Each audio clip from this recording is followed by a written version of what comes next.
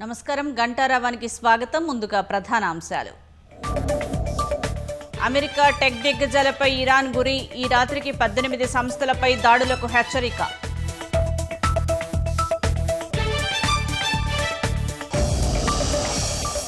Hormuz భద్రత తమ పని కాదన్న ట్రంప్. జలసంధిలో ఏం జరిగినా అమెరికాకు సంబంధం ఉండదని స్పష్టీకరణ.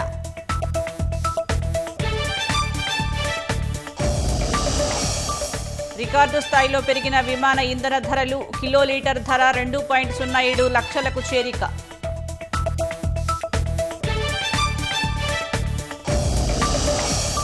వాణిజ్య ఎల్పీజీ సిలిండర్ 195 రూపాయలు పెంపు. గృహ వినియోగ గ్యాస్ ధర యథాతథం.